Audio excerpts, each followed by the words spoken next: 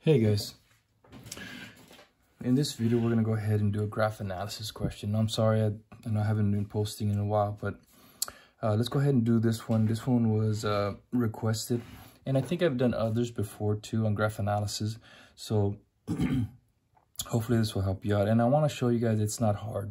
They're not hard at all once you start looking at, okay, recognizing what they're going to ask. So I promise you, you're going to get a question like this. Now, you got to understand that usually when they give you a question like this, this is going to be the derivative, okay? And so there's different parts to it. So when you get a graph analysis question, they're going to ask you for max, minimum. They're going to ask you for concavity. They're going to ask you for a specific value. And it's going to ask you for the fundamental theorem of calculus, okay? So let's see if we can go ahead and through this and just kind of do it as quickly as possible, okay?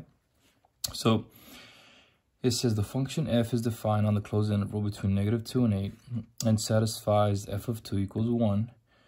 The graph of f prime consists of two line segments and a semicircle as shown in the figure. The semicircle, that usually comes up a lot. Does f have a relative minimum, a relative maximum, or neither at x equals 6? Give a reason for your answer. So they're very common, a relative minimum, a relative maximum. So here you gotta determine if you have a max or a min. Now remember, this is the derivative and it's very easy to tell.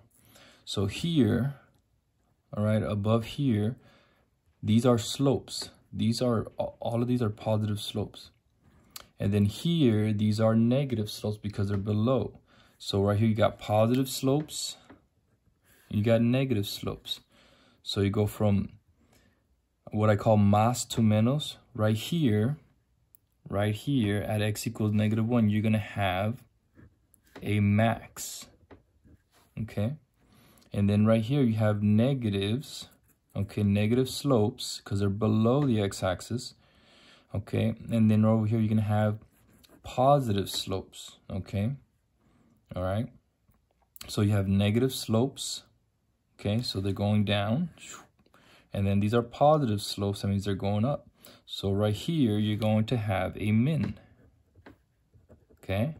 But specifically, they're asking for -6. So what happens here?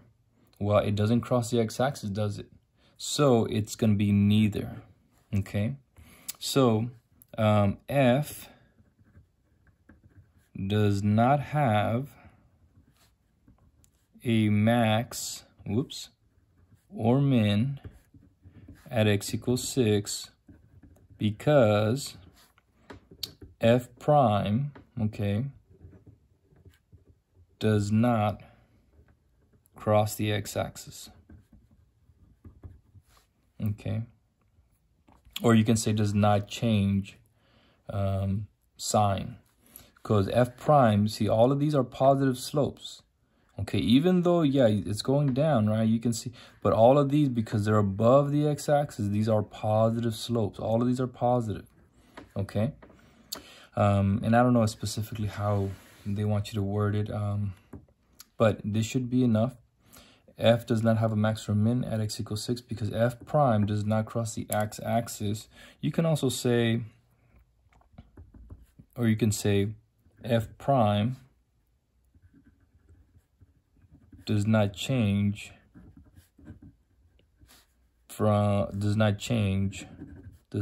sign. Okay, and that should be enough. Okay, and that's it, guys, and that's worth 1 point. All right. So the next question, it says, on what open intervals, if any, is the graph of f concave down? They're always going to ask something similar to this, okay? So concavity, that's your second derivative, okay? So then you look here, okay? And sometimes it's kind of hard to analyze it, but once you get used to it, and these are very, very easy. Okay, so walk this with me, okay? This is, actually, this is from 2023. I forgot to tell you. But see this slope here, this line, excuse me, this line is a negative slope, okay? So that means the second derivative is negative from -2 to 0, okay? Because the derivative or the slope is negative. From x equals 0 to 4, that's a positive slope. That means the second derivative is positive. So you got concave down, concave up, and then this slope here is what? It's going down, isn't it? So the second derivative, so this is concave down because it's negative, and then from 6 to 8 is concave up. So where is it concave down? It is from concave down. I'm going to say it's from -2 to 0, okay? And then from 4 to 6, okay? And from 4 to 6, all right? And then so you would say the graph of f is concave down on the intervals -2, 0 and 4, 6, because, okay, the slope of f prime is negative, okay? Or it's, yeah, you can say that's just negative, keep it simple. And that's it. Sometimes students think, oh man, I got all this space here, this, you know, area, I got to fill it all in and be wordy. No, no, no. Just short, sweet, and to the point. Okay? And that's it, guys. That's it. Okay? All right. So now we go to letter C, and it says, find the value of this limit. Okay? Or show that it does not exist, justify your answer. So this is looking kind of weird, isn't it, right? It's like, man, how do I start this? Well, you know you have a limit. So what's the first thing we do with a limit? Just plug in the values and see what happens. Okay, so let's plug in 2. So we're going to get the limit as x approaches 2. And this is 6 times f of 2. And, sorry, f of 2. Make that an f. Minus 3 times 2. And then on the bottom, I get 2 squared minus 5 times 2 plus 6. Well, what's f of 2? Well, they tell me. F of 2 is 1. So we're going to have 6 times 1 minus 6. On the bottom, you're going to have 4 minus 10 plus 6. Well, that's going to give me 0 over 0. Indeterminate. And that's perfect. What do we do with the indeterminate? We're going to use Mr. L'Hopital. Okay? All right. Or like my students would say, that Mr. Le Hospital, because calculus makes you go to the hospital. All right. But anyways, we're going to go ahead and take the derivative of this. It's beautiful. All right. So we're going to take the derivative. All right. So we're going to take the derivative and then go ahead and plug in our 2. So the derivative of 6f of x, that's going to give you 6 f prime of f of x minus 3. On the bottom, you're going to get 2x minus 5. Now let's go ahead and plug in our value. 6 times f prime of 2 minus 3. And then 2 times 2 minus 5. F prime of 2. What is f prime of 2? All right, we're going to go up here. Remember, this is the graph of f prime. So at x equals 2, what's the derivative? What's f prime of 2? Well, the y value is 0. All right, so we're going to have 6 times 0 minus 3. And then we're going to have 4 minus 5. That's going to give you -3 over -1, which is 3. And there you go. All right. So the first part is you would have to show that it's indeterminate. And the second part is, you know, actually doing the problem. And that's it. And that's it, guys. Not very hard. Not very hard at all. All right. The hardest part is letter D. And then we'll try to simplify it as much as we can. All right. It says, find the absolute minimum value of f on the closed interval. Now, I want you guys to see something. See, in part A, they ask you just for relative minimum, relative maximum. In this one, they're asking you for the minimum value. You see this word? That's very important.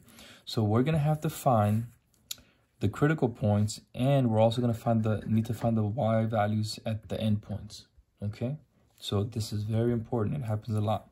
So, well, how do we find the critical values, right? We just remember how you would do it with your teacher, right? You find the derivative, set it equal to 0, all right? And use those x values. Well, here's the derivative. Where is it equal to 0?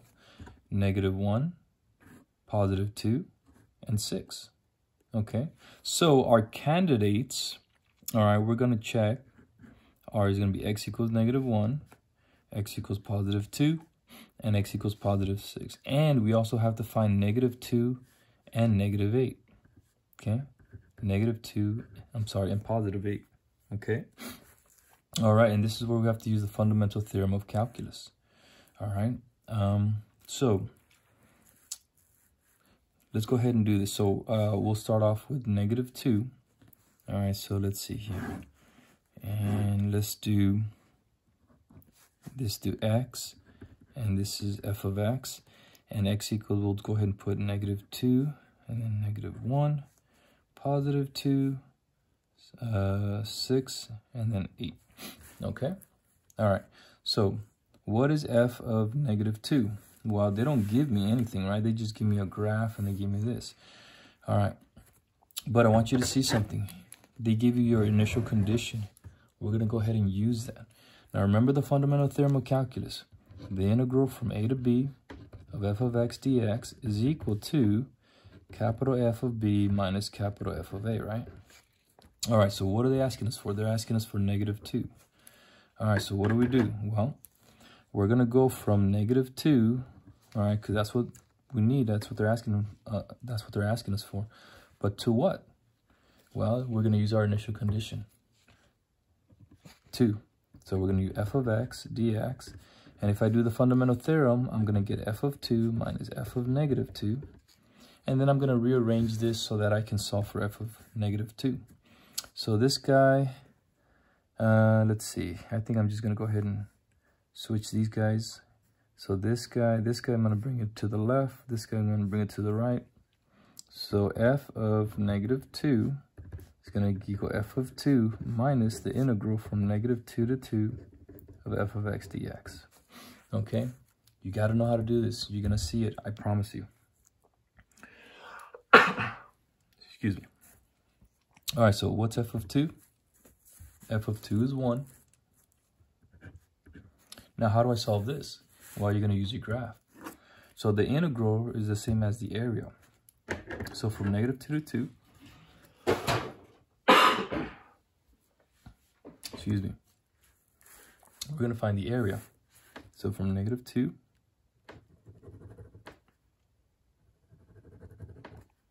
to 2,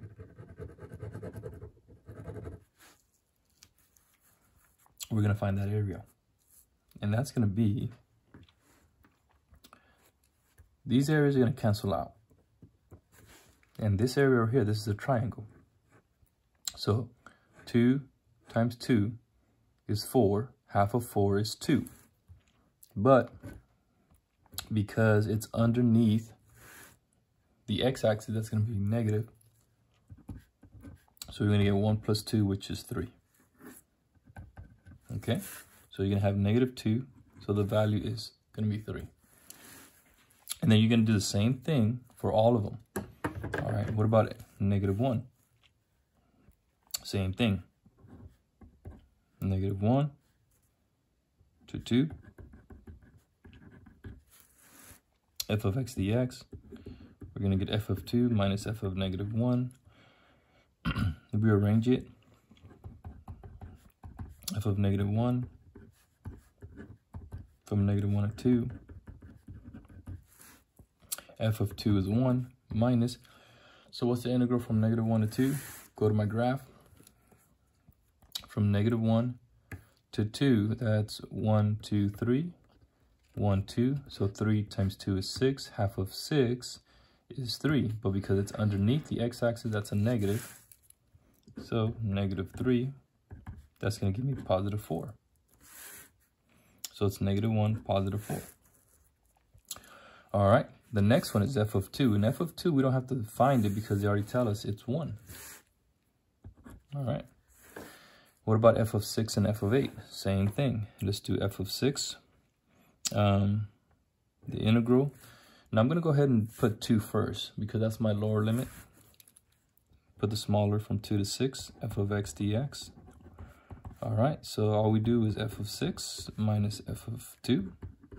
All right, and then rearrange it. So I want to find f of 6. So bring this guy over here. So f of 6 is equal to f of 2 plus the integral from 2 to 6 of f of x dx. F of 2 is 1. And now we're going to be adding, and now we got to be careful because now we have the semicircle. So from 2 to 6. Okay, so what I'm going to do is this guy right here, this is a triangle, right? So that's easy. That's 2 times 2, that's 4. Half of 4 is 2. Okay, so that's 2. Now I need this little part right here, right? And this is where you got to get creative sometimes. So what you have to do to get this area, you're going to have to get this section, all right, which is a 2 by 2 square. So 2 by 2, that's going to give you 4. But then you're going to subtract this quarter circle, pi r squared. And what's the radius? It's 2. Okay, pi 2 squared. Okay. 2 squared is 4. 4 divided by 4 is 1. So you're going to get, whoops, 4 minus pi. All right, so I'm going to add this guy and this guy.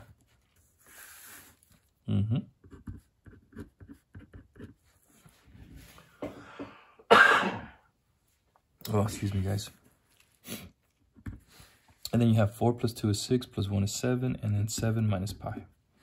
And that's it. So f of 6 is 7 minus pi. And that's probably the hardest part, guys. You know, like I tell my students, you guys know the calculus, but it's the little algebraic geometry stuff that kind of sometimes hinders us. All right. Lastly, f of 8. Okay, same thing. The integral from 2 to 8, f of x dx. And then f of 8 minus f of 2. All right, we're going to rearrange this guy. We're going to solve for f of 8. So f of 8 is equal, bring this guy over here. We're going to get f of 2 plus the integral from 2 to 8 of f of x dx. F of 2 is 1. All right, go to my graph here. So now we got to go from 2 all the way to 8. Okay, and we're essentially going to be doing the same thing, except now I have a bigger part here. So this guy, 2 times 2 is 4. Half of 4 is 2. And then, so now I'm going to have this guy here. So I'm going to do it in red. So I'm going to make this rectangle. Now just take your time, go slow. It's not hard, but it's easy to make a mistake. So 1, 2, 3, 4. 4 times 1, 2. 4 times 2 is 8. Minus, and then I'm going to subtract this half circle. So half pi r squared. The radius is 2 squared. Whoops, I'm sorry, guys. All right, so 8, right? So 4 times 2, 8, minus this half circle here. 2 squared is 4. 4 divided by 2 is 2. So we have 8 minus 2 pi. All right, so we have this 2 plus this guy. So 2 plus the 8 minus 2 pi. 2 plus 1 is 3, plus 1 plus 8 is 11.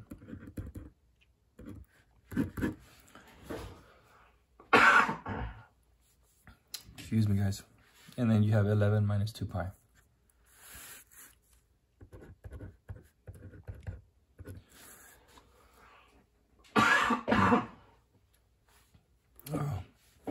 And that's it, guys. So your minimum would be right here.